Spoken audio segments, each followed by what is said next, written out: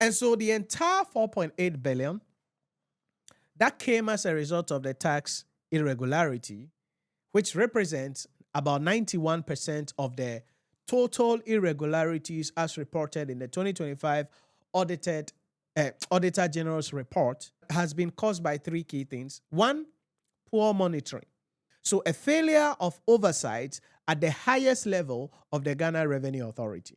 So Ghana Revenue Authority, if they are playing their oversight role well, possibly we may not have a lot of these irregularities. Again, that is why GRA goes around these days strictly trying to close certain shops, get the money and all of those things, right? Because that's a way of doing the thing. But again, you have to be careful of how some of these things are going to be, right? Yes, a company is owing taxes. Okay. So what do? You're going to close down the business. All right. You close down the business pending that they should come and pay. Okay. Now that you've closed down the business, some people also owe them. If you have closed down the business, how will those people owing them will come and pay them so they can get the money to come and pay you? Because possibly they may not be having the money and they've not paid the tax that they are supposed to pay it.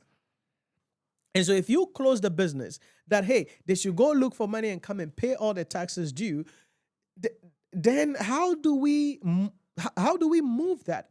And so it's a little nuance. It's a little disturbing nuance that every time the GRA, in my opinion, right? This is my opinion, not coming from anywhere. This is my opinion.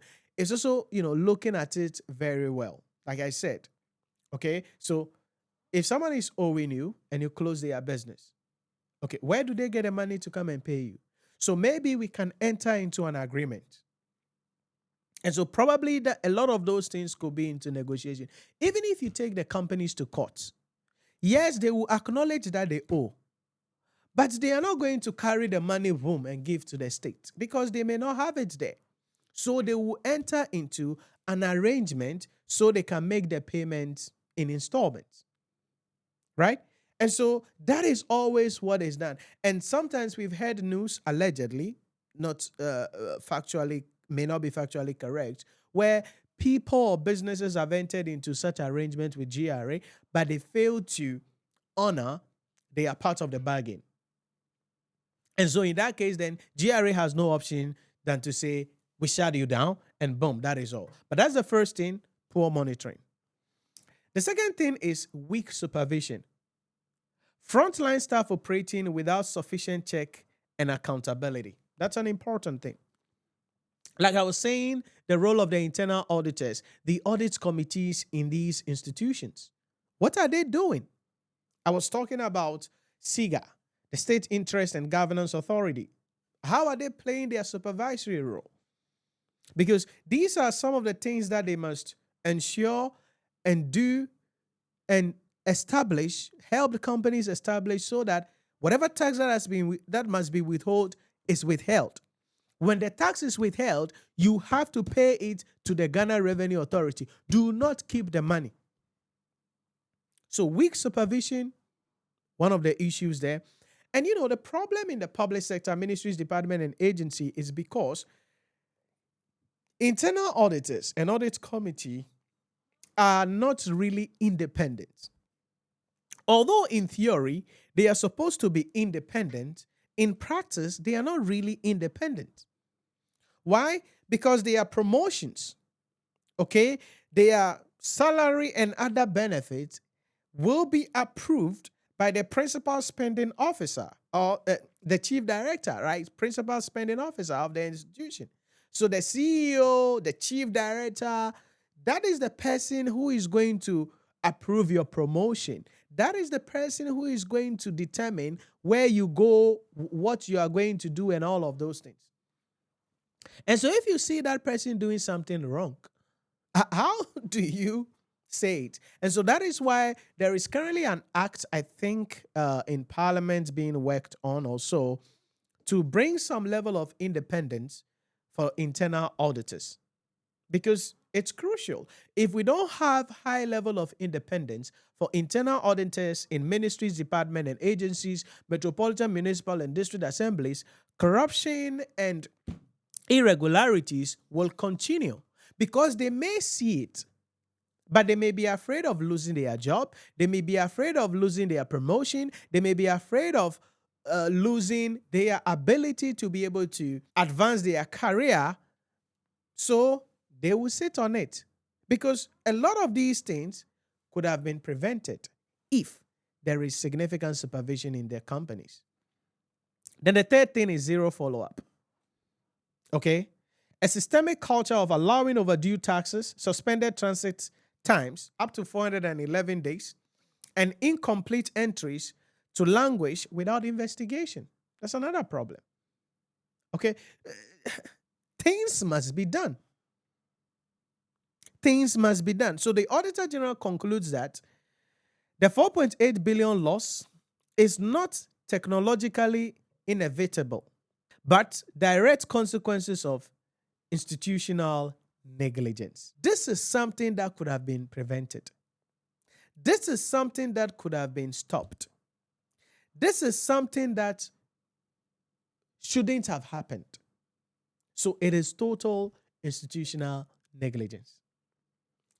And so the big question we then ask ourselves is, okay, we've seen the things, 91.4% average, on the average, of the financial irregularities related to tax irregularities. We've seen that primarily it's because of poor monitoring on the part of GRA, lack of supervision, and then also zero follow-up. So what is the way out? What should be done? And this is the interesting part, because every year, Auditor General will say the same thing. Public Accounts Committee will do a public hearing. They will say the same thing. But it's like we always come back to the same issues subsequently. Yes, at least in 2025, we are seeing a significant improvement. And sometimes that is what happens when there is change in government, right? And so we are hoping that going into the future, there will be sustainable decrease. But what are the things that they can do? What are the course of action? What is the action plan?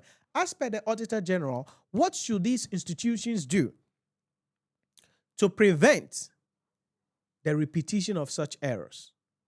A number of points given. 1, intense monitoring mandate. So these are the recommendations by the Auditor General. Intense monitoring mandate. And so the Commissioner General of the GRA must immediately intensify institutional supervision of frontline staff to restore basic collection efficiency. That's the first thing. GRA must do their job well. 2, aggressive legal enforcement. This is an interesting one. GRA must weaponize all available legal tools against recalcitrant debtors. Because like I said, you have sold your goose. You've taken your profit. You have gone home and chilled with your family. When you were paying the people, you withheld taxes. That money does not belong to you. You cannot sit on that money. You cannot chill or buy a car or have fun or travel abroad with money you withheld whilst making payment to people. You cannot. So GRA must aggressively enforce and use all the legal means available. What does that mean? Distress proceedings, okay, seizing property. In some cases, take over the properties to be able to collect the money. Garnishing accounts, and then direct court actions. So some people could be sued, right? But again, sometimes this is where sometimes I think the president last year mentioned that there will be specialized courts established so that they can deal with all the infractions that must be prosecuted, right, quickly as possible. So if we have specialized courts for some of these things, then GRA could rapidly. But if it is going to go through the normal legal system, sometimes it's going to take time. And if you look at how much money GRA has to spend, the resources they must allocate, I mean, by the time they finish, the money they would have spent on the legal processes would cover a significant portion of how much money the person is supposed to pay. But the Auditor General says, hey, listen, it's an option available, use it. Number 3 is sanctions, bilateral sanctions. Strict, uncompromising penalties applied, not only to the defaulting taxpayers and corporations, but equally to the GRA officials who enabled the leakage. And that is the play, right? Because if like it's like bribery. You don't call the politician or the public officer receiving the bribe as the only person committing the offense, but the person giving the bribe equally commits an offense. And so Auditor General is saying that, hey, listen, not only should we penalize the entities who are withholding taxes and not remitting it, the entities who are not paying their corporate taxes as they are supposed to pay, but the officials, the frontline GRA officials who are enabling these leakages must also be called on. Because sometimes they may go out, right? And they're supposed to collect the money. They must insist that the money is collected. But sometimes the environment may not be or may be friendly for them to, forget that they are there to collect money. And so there should be bilateral sanctions. Sanction the officials who are enabling these leakages because it's their job to give money to the state. And we are losing 4 billion Ghana cedis. 4 billion Ghana cedis. Do you know how many roads under the Big Push project can be funded with 4 billion Ghana cedis if it came into the coffers of the country? Do you know the relief that the government will get and not go on the bond market or the domestic market to go and raise money if this 4 billion came? And these are the 3 recommendations keenly that the Auditor General made when it comes to these tax infractions. So if you learned something from this video, remember to like, follow, subscribe, and share the video so that others can also see this. Most importantly, let me hear from you if there are any questions you have, or if you have any topic that you would want me to cover on the next episode, leave it in the comment section. I want to read from you. If you want to enroll as well in our courses to study under my mentorship for your ICA, ACCA, CIMA, or ICAG examination, you can head on to our website, NhyiraPremium.com, or download the Nhyira Premium mobile application on the Google Play Store or the App Store to complete your enrollment. You can also send us a message on WhatsApp or call us 050-114-9296. 050-114-9296.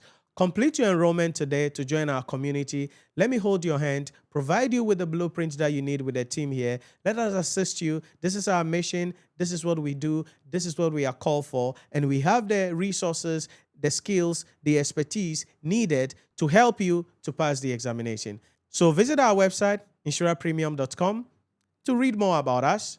Or better still, download the Nhyira Premium mobile application on the Google Play Store or the Apple App Store. You want to get personal? Hit us with a DM or send us a message on WhatsApp 050-114-9296. Thanks for watching, and I'll see you on the next one.